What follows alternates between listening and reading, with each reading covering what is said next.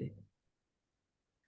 Oh, good afternoon, everyone. So my name is Hai. So I would like to, it's my pleasure to be here and to present our work as AGI. So thank you so much, Professor Hang and Professor Dai again for inviting me. So before I go into my presentation, so I would like to briefly introduce about myself. So I got a PhD in economics from Graduate School of Economics, Kyoto University. So at that time, so I focused mainly on monetary economics and monetary policy. And when I came to ADBI in October 2021, so which means like 2 years ago, so I shifted my focus to environmental economic and energy economics, especially development economics. Because at that time, the ADBI focused on developing issues, especially in developing Asia. So that's why I shifted my focus at the moment. Oh, I'm sorry. At the ADBI, so my two big research question is that how to promote firm investment in renewable energy. And the second one is like how to reduce firm greenhouse gas emission. So these two big question, and why it's important, because we can see that these days climate change has the negative impact, like adverse impact on the environment. So it's really important to question like how to reduce the impact of this. So for this one, we try to figure out how to reduce firm emission, and also how to promote firm invest in renewable energy. And we all know that renewable energy as alternative source that can reduce the adverse impact of the climate change. So for the two big question, at the ADBI, my research team and I have like 4 recent study. The first one, which I would like to present here, is like renewable energy investment and feed-in tariff and evidence from firm in Southeast Asia. Okay, just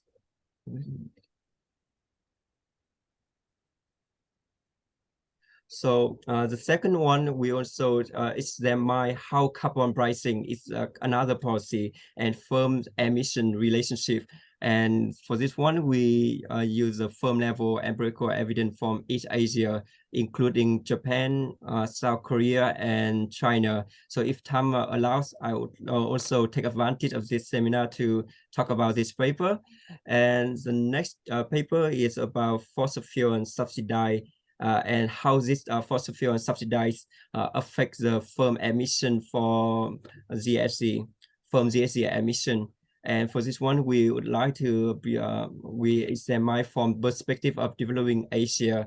And finally, we have the papers like investment in renewable energy emission and the COVID-19, and a firm level empirical evidence from the People's Republic of China, because I think I don't have enough time for the last two paper. So I would like to give like 1 or 2 like main finding from the two paper. So for the two paper, we find out like actually the fossil fuel and subsidy actually like increase firm emission, both absolute emission and emission intensity. And as emission intensity is divided by firm emission divided by firm revenue. So subsidy is actually, when we subsidize the fossil fuel, we increase the firm emission. And actually, recently we now that subsidize sometimes is unnecessary, especially in the crisis like energy crisis. It's like we give subsidize to lower the price, so it's good for the consumption. But we think that in the short term, it's good in the short term, but in the long term, we should phase out the fossil fuel. And for the last paper, we find out that the policy increase the cost that firms have to pay when they emit into the environment, have the impact, encourage them to invest in renewable energy technologies. Because when we increase the cost, they have to take into account the cost, and they have to invest in the R&A for R&A investment to switch to renewable energies or cleaner energy. So these are the two papers, we have it. So now I would like to go to our main paper here.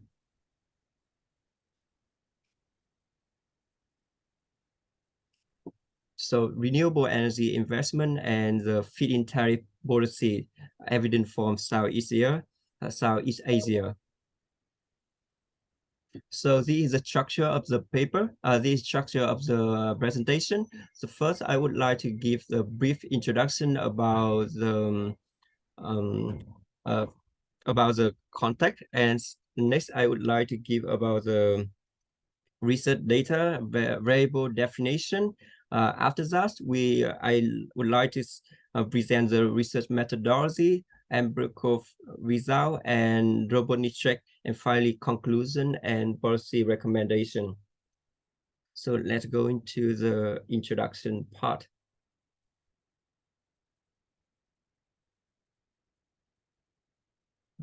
I'm sorry, my computer is a little bit slow.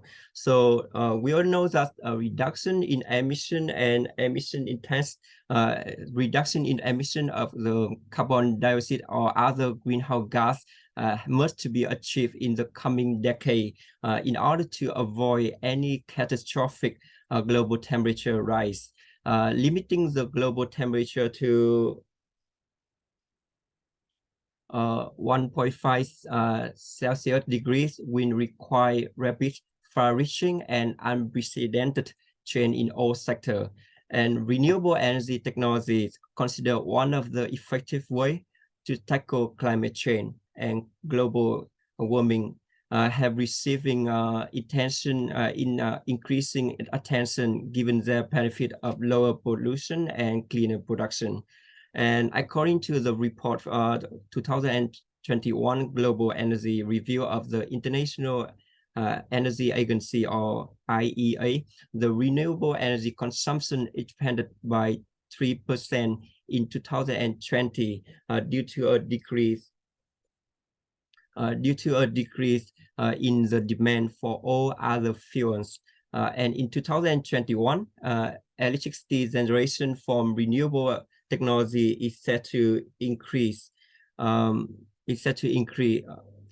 more than 8% to reach more than 8,000 tegawatt, which is a rapid year-on-year expansion since 1970. And solar PV and wind account for 2/3 of renewables growth. And in the same light, in 2022, energy transition investment trend of the BNEF stand for the Bloomberg New Energy Finance. It's a database. They demonstrate that the world energy transition investment committed a record of more than 700 billion US dollar to decarbonize the energy system in 2021, and beating the previous year by 27%. And renewable energy and electrified transport, the two largest category, make a new record in 2021 since solar and wind installation and electric vehicle sales surge. So this is the global trend in renewable energy investment. So let's go into the trend in Southeast Asia country. So here, despite its considerable renewable energy or a potential, despite its considerable potential, the production and consumption of the fossil fuel still constitute a major proportion of Southeast Asia primary energy use, and the heavy reliance on fossil fuel has exposed the region to environmental destruction and climate change risks to mitigate the CO2 carbon dioxide or CO2 emission. The Southeast Asian economy has made effort to increase their renewable energy supply. And here is the finger ones. So the electricity capacity from the renewable energy sources by megawatt in Southeast Asia. And according to the finger, we can see that the renewable energy sources increased rapidly after 2009 when the feed-in tariff policy started to take effect in Southeast Asia. So more specifically in Thailand, in particular, the installed capacity of solar PV has grown rapidly since the introduction of the feed-in tariffs.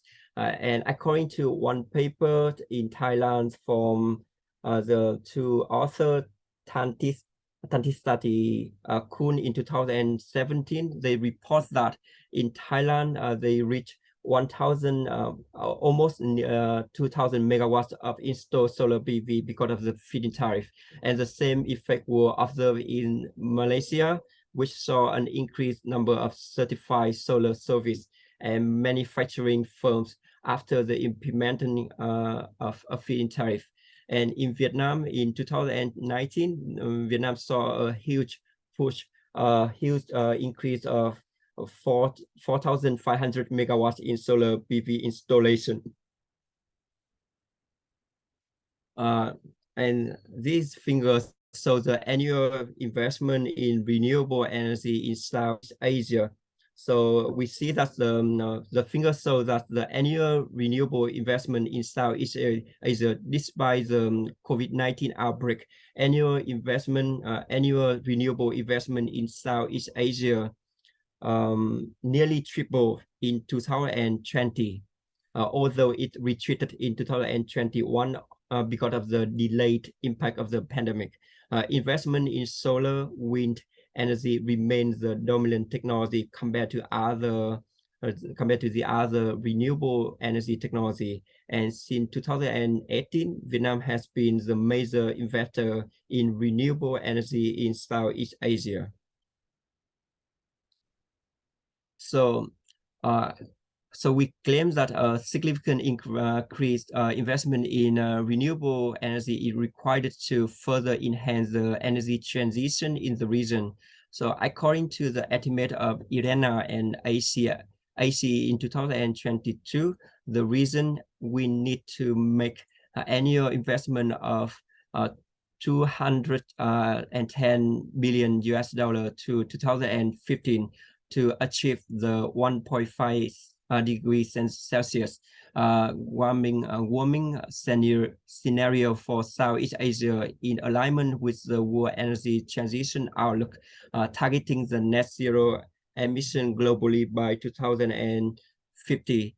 And a feed-in tariff policy is one of the most effective policy in promoting the development of the renewable energy investment globally. And most of the literature agrees that the feed-in tariff has been effective in encourage investment in renewable energy. So you can see here I list some related paper about this.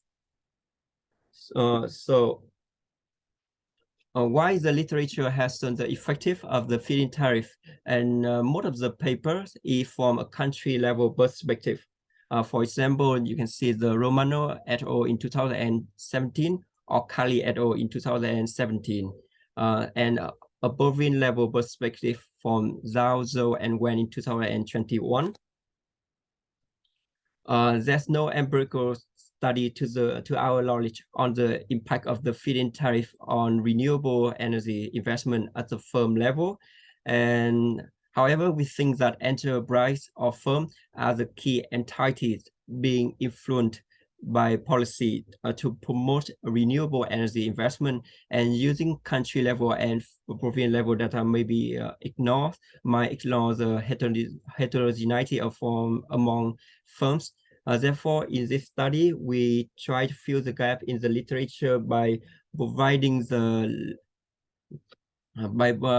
investigating the impact of feed-in tariff on firm investment in renewable energy.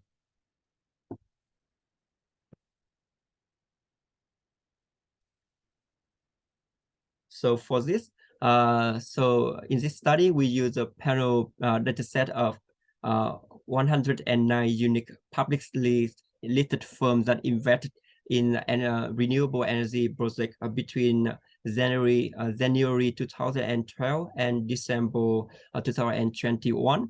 We got like 906 observations in 6 Southeast Asia economies with and without feed-in tariff implemented, including Indonesia, Malaysia, the Philippines, Singapore, Thailand, and Vietnam.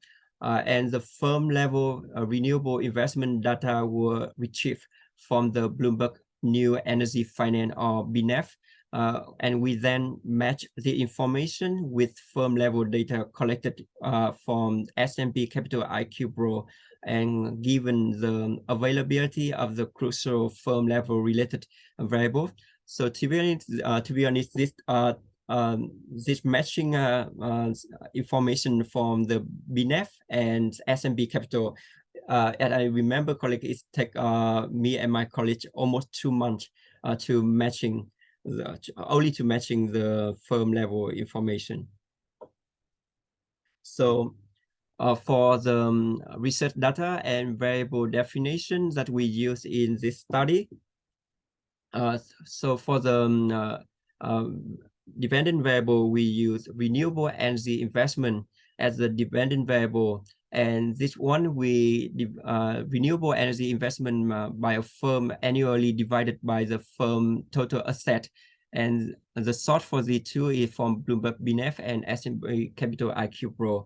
For feed-in tariff, we use 2 indicators. The first one is a binary variable, which is equal to 1 if the feed-in tariff is implemented in a country where the investment took place, and 0 otherwise. And this one we take from one paper from Agalizeva and Mishra in 2022. And another policy we use for feed-in tariff policy is the feed rate. This is the average feed rate paid per kilowatt. This means that we measure in unit 0.01 US dollar per kilowatt, and also from the same paper. For carbon emission, we use the carbon emission. We use emission of carbon dioxide from the consumption of fossil fuel and manufacturing of cement. And this information we obtain from World Bank open data, and we can use it as the IV. And for certification of these IVs, I will talk later in my presentation. And the next variable is we control for firm size. We use a natural log of market capitalization. This information we using from S&P Capital IQ Pro. Another variable we control in this study is the risk relative to market, or we call it beta, to measure the company risk relative to the market, and also from S&P Capital IQ Pro. We also control for financial risk, which we use the financial leverage to indicate the financial risk of the firm, which is divided by the total liability divided by total asset of the firm, also for S&P Capital IQ Pro. For firm experience, we're using the age of the firm, which is the natural log of the years since the firm's incorporation. And this information we obtain from S&P Capital IQ Pro. We also control for firm profitability, which is we use the return to asset. We divide it by as a firm return divided by firm total asset and multiply by 100%. And finally, we control for renewable electricity cost difference. And for this one, we use the difference between the levelized cost of electricity and the prevailing electricity price per country. And for this information, we obtain from annual data. This is another database for energy information, like energy price or something like this one.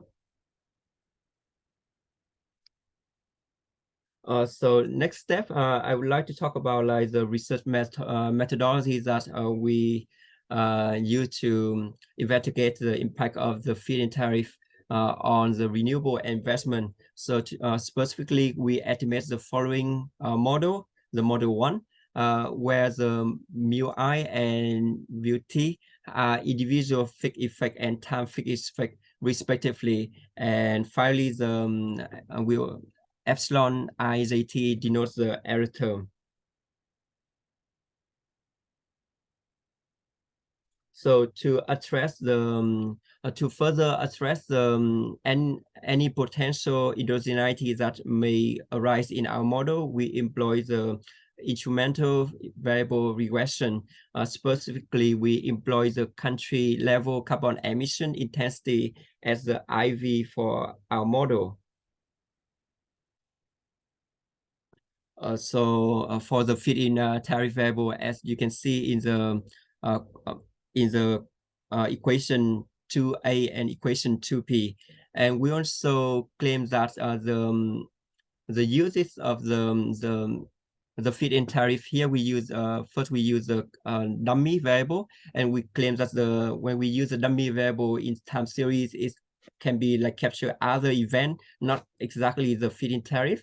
For example, at the same time, so that's why to check the result, we also use the feed rate as I mentioned before to check the result. So we also use country level carbon emission intensity as the IV for both feed dummy and feed rate. And the justification for this for the use of this instrument is as follows.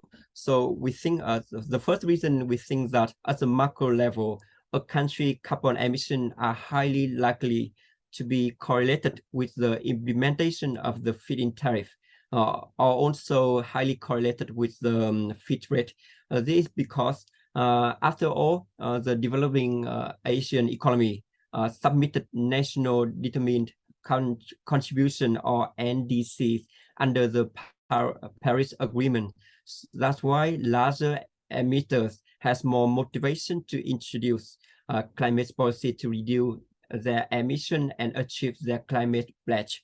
Second, the country level carbon emission intensity is unlikely to be directly related to firm investment in renewable energy. This because renewable energy investment at the firm level we normally follow companies. Normally, this because the renewable investment at the firm level we normally follow companies' normal investment decision. Such business investment decision normally lack of compulsory compliance with the climate consideration. If the company normally consider emission, their renewable energy investment will happen in the market naturally. Therefore, there's no policy intervention is needed. So the prevalence of the climate policy intervention is evident that the company in general still do not internalize the climate cost in their investment decision.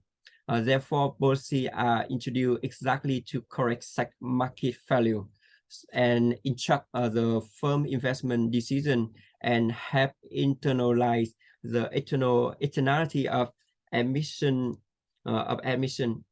And additionally, companies respond to policy like feed-in tariff when making their own investment decision. So as a result, the country level, we think that serve as a good IV to address the potential endogeneity issue in this context. Also, we think that it's a good IV, but we think that it's not like 100% good IV. That's why in the later we also use another technique to relax this consumption if the IV assumption is like violated. So what will happen? So we also for research methodology we also use we also further to further understand how feed-in tariff impact on firm renewable energy investment may vary across firm characteristic. We interact the introduction of the feed with the key characteristics such as the firm size, financial leverage, operation experience, and firm profitability like ROA. So you can see in equation 3A and 3B. So here we use CHS as the characteristic of the firm, and we interacted with the feed-in tariff. As I mentioned before, we use the feed rate to check the result of when we use the dummy variable. So here is the result from our estimation. Here is the basic result from the estimation, and we can see that here we use the renewable energy feed-in tariff, and we also estimate the impact of solar feed-in tariff, the BGH feed-in tariff, and the wind feed-in tariff separately. And we found out that the renewable energy feed-in tariff actually increase the firm investment in renewable energy. And also we documented that the solar feed-in tariff also have positive impact on firm renewable energy investment. However, we couldn't find significant result for the other feed-in tariff like BGH feed-in tariff and wind feed-in tariff. So to be specific, so the point estimate of the renewable energy feed-in tariff is 0.388, which demonstrates that the introduction of the renewable feed-in tariff increased the firm investment in renewable and project at a share of total asset by nearly 40%.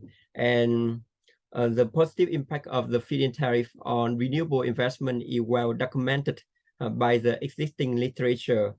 And also we test the endogeneity test indicates that the renewable energy feed-in tariff is indeed endogenous. Therefore, using the two-state least square regression approach is deemed appropriate. And we also test whether our IV is weak or not.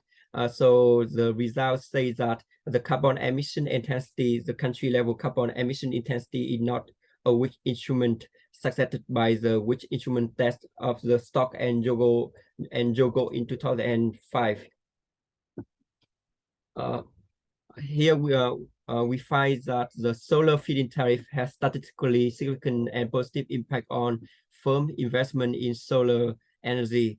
This means that a solar feed-in tariff boosts investment in solar technology, as shown in the second column, as a share of total asset, and it's increased by, and firm investment in solar energy increased by approximately 36.1% after the solar feed-in tariff implemented in the country. And this finding is indeed consistent with the previous literature that also indicates a positive impact of the feed-in tariff policy on the solar PV installation. And we also try to explain why we got this result. So there are several potential explanations for the effective of the solar feed-in tariff and relatively less effective of the wind and BGH feed-in tariff. So the first reason is that the solar solar irradiation is very high in Southeast Asia, and second, solar technology require less minimum capacity, geographically requirements, and space compared to wind, hydro, and geothermal.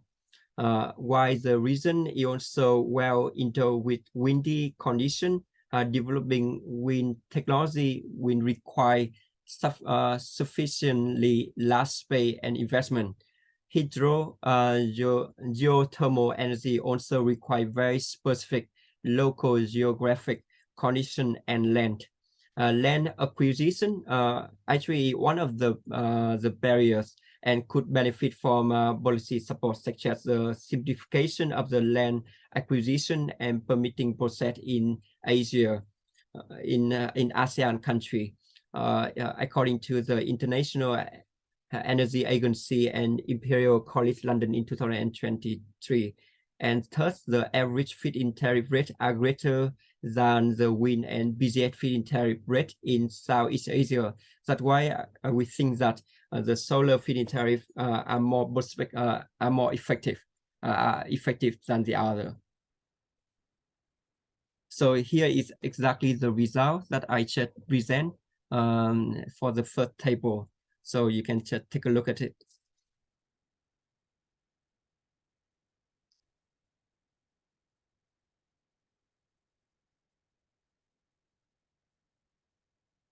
Okay, next we present the result when we interact the feed-in tariff with the firm characteristic. Here we find some surprising result, but also interesting result. That is, we find that compared to the large firm, the small firm are more responsive to the introduction of the feed-in tariff.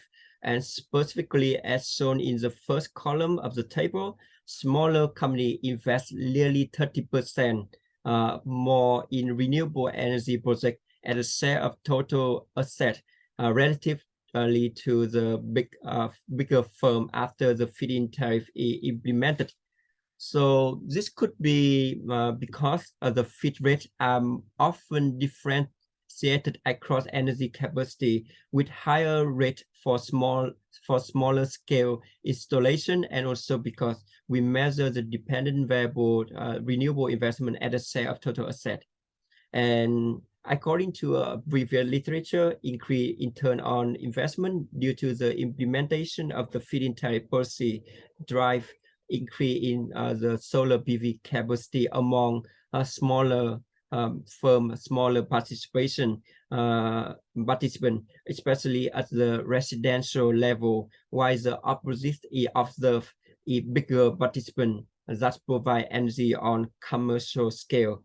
In another surprising result, we find that younger firms are highly likely to invest more in renewable energy projects than older firms, and our estimates show that young firms experience 23.5% more investment in renewable energy as a share of total asset compared to older firms.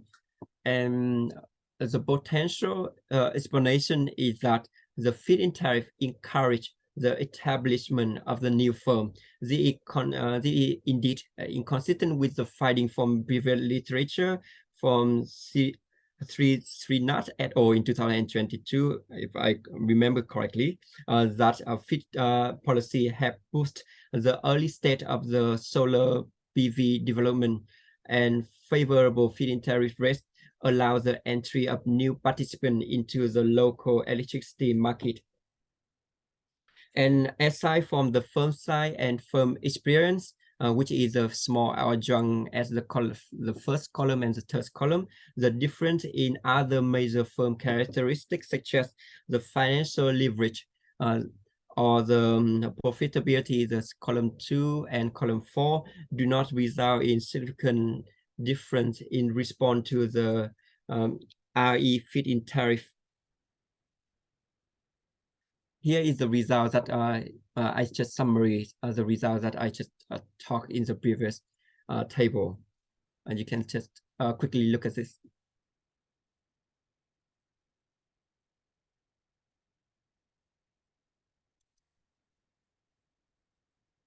Oh, okay.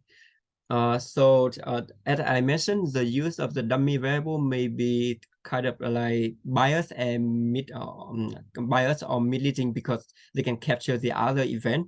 That's why to check the result, we also present the result for feed rate. And consistently, we observe positive impact of the feed rate in promoting the investment firm investment in renewable energy project, and the result also is highly significant for RE feed-in tariff and also for solar and feed-in tariff rate. Why we find no evidence for BGS feed-in tariff and wind feed-in tariff as before.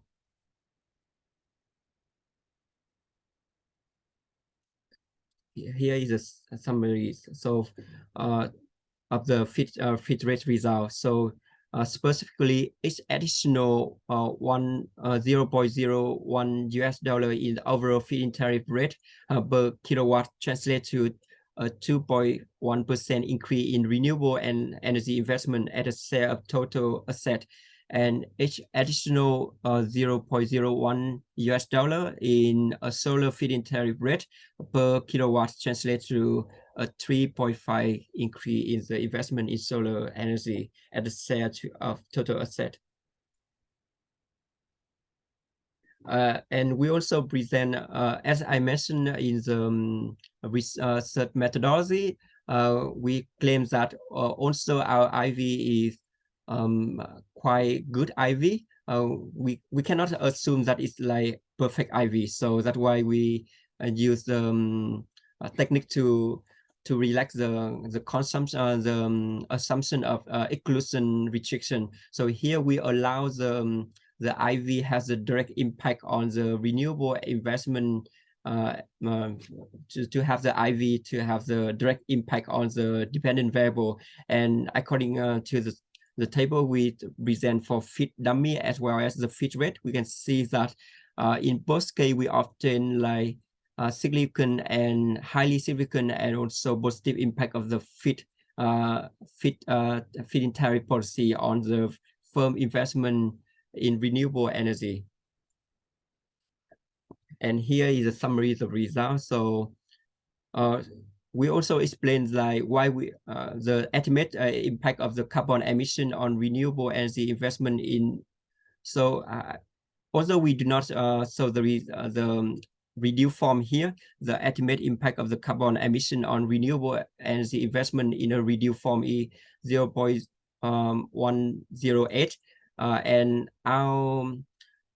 and our deviation, we allow the deviation from the perfect exogeneity is 0.11, which means that our limit of 0.11 is appropriately because it accounts for 100% of the direct emission of the country level of the IV to the dependent variable. So we think that we allow sizable deviation, and we still obtain the significant impact of the feed-in tariff policy for this zero-point check. And another zero-point check we use in this paper is that we add we use the lack of the feed-in tariff at additional IV, and we obtain the similar result here. That is the solar and the renewable energy feed-in tariff in general, and the solar feed-in tariff has a positive impact, still positive impact on firm investment in renewable energy. Another zero-point check we use in this study, in the main text, we use a total asset to scale the renewable investment of the firm. Here we use the total equity to scale the renewable investment of the firm. And as you can see that we still obtain significant and positive impact of the feed-in tariff policy on the firm investment in renewable energy investment. So, and finally, I would like to conclusion and give a policy recommendation for this paper. So in this paper, we study the impact. We investigate the impact of the feed-in tariff policy on renewable energy investment using the firm level data from 6 Southeast Asian countries. Our main result can be summarized as follows. So the first, we demonstrate that a feed-in tariff has a significant and positive effect on firm investment in renewable energy investment. Second, the impact of the renewable of RE feed-in tariff on investment in renewable energy in Asia is largely driven by feed-in tariff in solar projects, while no empirical evidence is found for feed-in tariff in wind and BGH.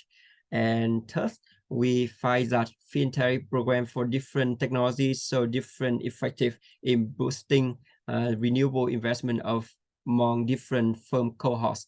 And for recommendation, we think that a policymaker from Southeast Asian economies that have not implemented a feed-in tariff policy can consider doing so to encourage the renewable energy investment due to their effectiveness. And of course, our study also have limitation that some explanatory variables such as the firm foreign ownership or state ownership are missing due to the lack of such data in Southeast Asia. And also the exact feed-in tariff rate per project and information on whether a firm is benefiting from a feed-in tariff. For example, like whether a feed contract has been signed are also not available for this study. So this is the limitation of our paper. So this is the end for the first paper. Yeah, because we still have plenty of time, I think. So if it's possible, probably the second paper about East Asia, pricing. Yeah, carbon pricing Asia, when Dr. Haile can present about it. I think the technique is quite similar to this one. Yeah. So we can just quickly grab the paper, like, talk about the paper, and you can receive more comments for your paper. Yes. Thank you so much, Professor Hang, and for everyone to let me to introduce another paper, because this paper also like recently written, and we would like to have like more comment on this one to improve, because me and my colleagues are not from East Asia. Like my colleagues are from Kazakhstan and I'm from Vietnam. We do not know much about like China, especially in we have some information from China we don't know at the moment. Yes. Okay. Let me start the second paper. So this is the title of the paper is like carbon pricing and firms greenhouse gas emission, a firm level empirical evidence from the East Asia. So similar to the previous one, the structure of the paper is as follows. And first, we would like to introduce the topic. Next, we discuss about the data, variable definition, research methodology. And after that, I present the empirical finding, robustness check, and finally conclusion and policy recommendation for this paper. So before we go into details, let's just give the definition of the carbon pricing. So carbon pricing refers to a policy tool designed to account for the cost of externality associated with the greenhouse gas or GHG emission, which are typically borne by the public in the form of the healthcare cost from drought and heat wave, crop damage, property damage from flooding and rising sea level. This policy instrument aim to associate the cost with their source by imposing a price on the carbon dioxide CO2 emission or GHG emission generated, thereby holding emitters accountable for the cost of their action. The importance of the carbon pricing in reducing GHG emission in order to prevent catastrophic climate change has been highlighted by academia and international organizations as the most efficient tool to reach the global emission reduction targets. And the utilization of the emission trading as a vital strategy to implement carbon pricing has progressively emerged as a crucial driver in facilitating the worldwide transition toward low carbon energy sources and promoting economic transformation aimed at reducing carbon emission. Back to the 2005, the world's first emission trading scheme, or ETS, the European emission trading system has been a key element of the European Union's climate change policy since it was set up in 2005. And since then, there are 47 national and 36 subnational carbon pricing policy has been implemented as a carbon tax or emission trading scheme or ETS for GHG emission. And across the Asia Pacific region, a number of countries have adopted carbon pricing policy as a means to promote low carbon transformation. Notable example of countries that have already implemented carbon scheme include Japan, the PCR, the People Republic of China, the Republic of Korea, Kazakhstan, New Zealand, and Singapore. And recently, Indonesia has also joined this group of nations in 2022. However, the implementation of the carbon price encounters considerable resistance in numerous countries, especially in countries in developing Asia, owing to the inherent obstacle associated with its practical execution.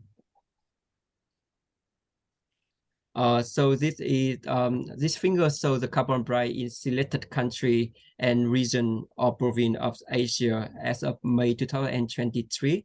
And as you can see that Japan, Singapore, and Kazakhstan have implemented relatively low carbon price policy, whereas Korea and China have adopted higher carbon price. Although Japan carbon tax has contributed to a partial reduction of approximately 10% of GHG emissions since 2004, a higher price is required to effectively achieve Japan's ambitious national target of 26% reduction in GHG emission by 2030, as officially declared in 2021 by Gokhale 2021. And Lin and Jia in 2019 suggest that setting a carbon price ranging from $10 to $20 represents the optimal cost of action for implementation of the China national ETS. So despite the significant attention to the carbon pricing, surprisingly, the few empirical studies examine how carbon pricing has affected emission, most of which are focused on Europe, for example, Green 2021. And the empirical literature examining the impact of the carbon pricing on emission in Asia is highly limited and mainly on Japan. However, the results are controversial according to the study from Arimura and Abe in 2022. And furthermore, the existing empirical study investigates the impact of carbon pricing on emission using the country level data. So relying solely on the country level data can obscure significant difference and variation among individual firms. And this characteristic can play a key role in determining the effectiveness of the carbon pricing policy. Therefore, we try to fill the gap by using the firm level data and when evaluating the impact of the carbon pricing policy on firms. And to our knowledge, this is the first paper providing the ample evidence on this impact of carbon pricing policy on firm emission using the firm level data. For research data and variable definition, to investigate the impact of the carbon pricing policy on firm GHG emission, we constructed the unique panel data of firms that provide emission data between 2010 and 2021. And this emission data is collected from the S&P Capital IQ Pro. So actually, if you want to have this access to emission data, you have to further subscriptions, and they not just the normal one. You have this, they call the package is like environmental package. So in order to have this emission, you have to subscribe to environmental package of the S&P Capital IQ Pro. And the information on the carbon pricing policy is obtained from the carbon pricing dashboard of the World Bank. And we then match the information with the firm level data collecting from the S&P Capital IQ Pro, given the availability of the key firm level related financial variable. And eventually we have a sample of nearly 2,500 firms from Japan and 1,158 firms from Korea and 4,200 firms from China. So here's the research data sources and variable definition. So for the emission, we use absolute GHG emission and also GHG emission intensity. And also we use the direct emission and also direct and indirect emission. And the definition, as you can see on the screen. So we take the natural logarithm of the absolute GHG emission. And for GHG emission intensity, we divide the emission by the firm revenue, and all the information we obtain from S&P Capital IQ Pro. For carbon pricing policy, we also use two policy. First, we use the binary variable, and second, we use the carbon price or carbon rate. For the dummy variable, which equal to 1 if the carbon price policy implemented in a country and 0 otherwise. For Japan, Japan implemented the carbon tax in 2012, and for Korea in 2020, if I remember correctly, is in 2015, and for China in 2021, really recently. And for carbon price, for carbon rate, implemented carbon rate in implemented carbon prices, carbon price initiative. We obtain this information also from the carbon pricing dashboard of the World Bank. Similarly, to the previous paper, we use IV regression by utilizing the country level carbon emission intensity. Here we use country level carbon dioxide emission relative to GDP, and we obtain the information from global carbon atlas database. We control for firm size. Here we use the lateral log of total asset. Because we also include the non-listed firm in our paper. That's why we use a total asset. And for financial leverage, similar, we use a total liability divided by total asset. And firm experience, we use a firm age. And firm profitability, we use return to asset, total asset. So for methodology, like previous paper, we also use a fixed effect regression, and we use a country level carbon emission as the IV for this carbon pricing, because when is the same reason as the previous paper. So GHG here denotes as the GHG emission, and in this study we employ both absolute GHG emission and GHG emission intensity, and also we use a direct emission and direct and indirect emission as well to check our result.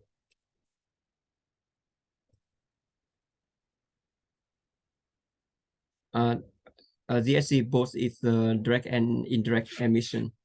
GHG both is the variable indicates the firm GHG emission when both direct and indirect emission are included.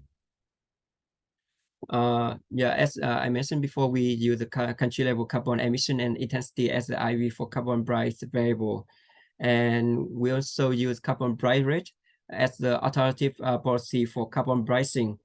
And we also use a similar technique like possible exogenous framework. We relax the assumption of no direct impact of the IV on renewable energy investment using the possible exogenous impact, exogenous IV.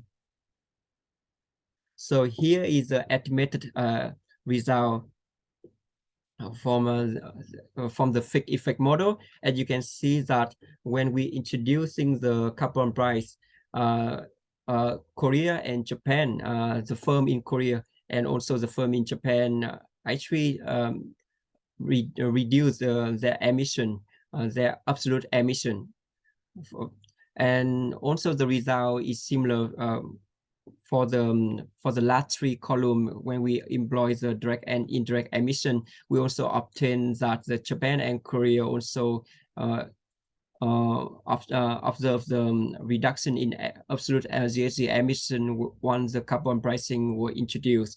However, we couldn't find the impact of the carbon price for the China. So this is not surprising because for this study we employ the carbon pricing, and in China they implemented the ETH, the national ETH in 2021, which means that we only have one data point for this one. So I mean, in the future maybe we can see the impact of the carbon pricing in China, but at the moment it's because of the data limitation. So the summary of the result in the previous papers, here you can see this. So the result implies that the carbon pricing in Japan and Korea incentivizes the GHG emission reduction, and however the GHG emission reduction could have been as a cost of the production. That's why it is important to study the impact of GHG emission intensity instead of just the absolute GHG emission. And the result for emission intensity are shown as in this table. So like before, we also present the result for direct emission and also direct and indirect emission as well. And similar like the previous result, we also obtain like highly significant impact and negative impact for firm in Japan and also for firm in Korea to reduce their emission intensity, while there are no empirical evidence for the firm in China because of the data limitation, as I mentioned before, because we only have one data point for China at the moment. So the summary of the main finding from the previous table are present here.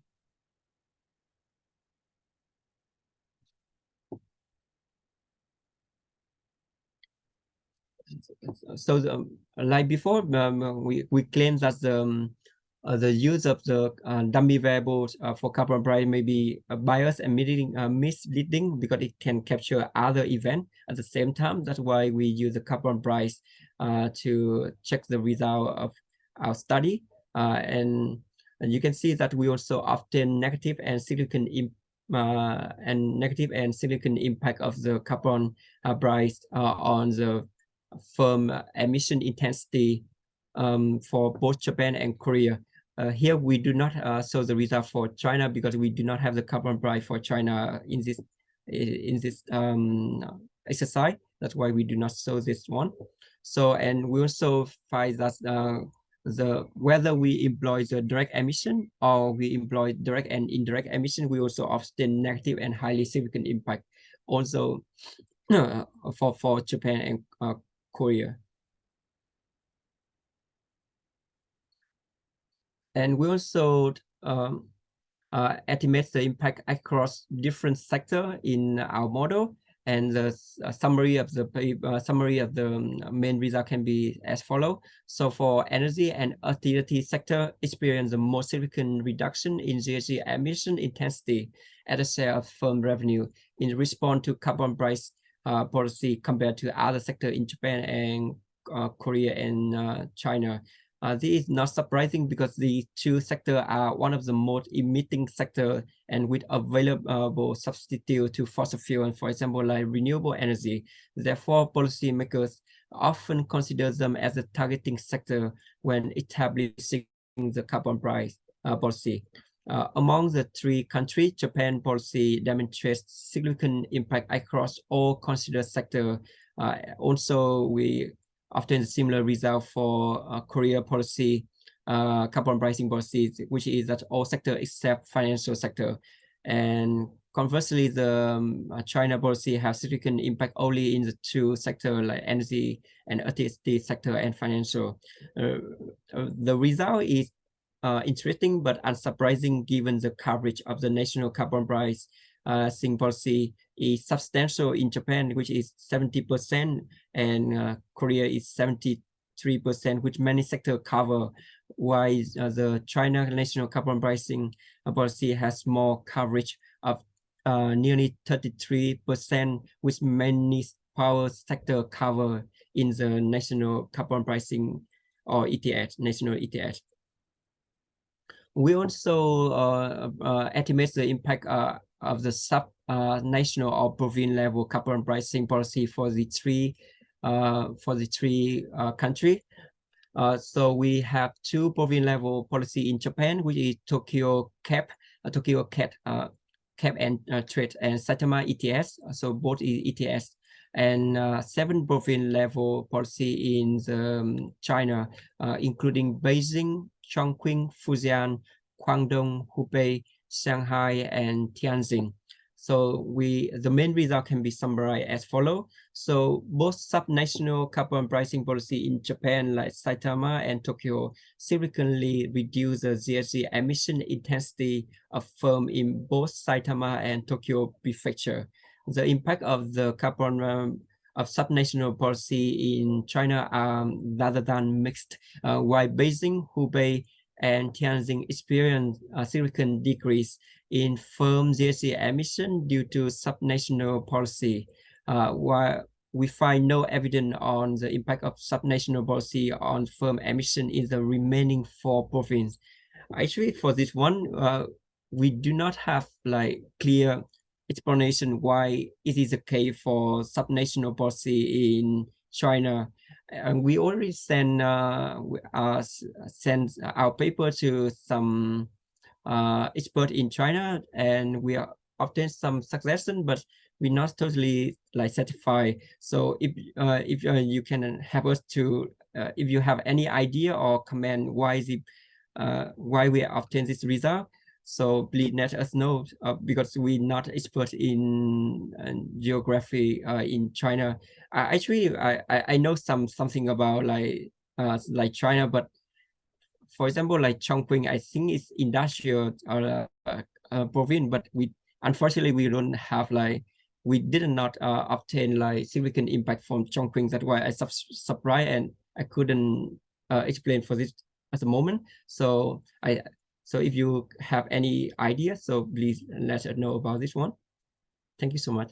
And next is the result from the carbon price, and not surprisingly, we also obtain like significant like negative impact of the carbon price on the firm on firm emission, GHG emission, both direct emission or direct and indirect emission for Japan and Korea. And it's consistent with the previous result. Here we only saw the carbon price, the result for the carbon price rate, not the carbon dummy, because to save our time. And as we also relax the consumption, the assumption of the exclusion restriction in the IV, and we obtain still even we allow the sizable deviation from the perfect exogeneity of the traditional IV, we also obtain the negative impact of the carbon pricing on the firm GHG emission as before. So finally, this is the conclusion and policy recommendation for this study. So this study investigates the impact of the carbon pricing policy on firm GHG emission using the firm level data from 3 East Asia countries. So our main result can be summarized as follows. So first, national carbon pricing policy significantly reduce both GHG emission or absolute emission and GHG emission intensity of firm in Japan and Korea. And second, the subnational carbon pricing policy decrease of GHG emission in 2 provinces of Japan like Saitama and Tokyo. And third, energy and utility sectors experience a substantial decrease in GHG emission intensity as a result of the carbon pricing policy. And finally, our main result for Japan and Korea are robust to different model specification and various measures of firm GHG emission, whether it's direct emission or direct and indirect emission. And for policy recommendation, we suggest that policy makers from other developing Asia that have not implemented carbon pricing policy can consider both national and subnational carbon pricing policy to significantly reduce GHG emission and, more importantly, GHG emission intensity.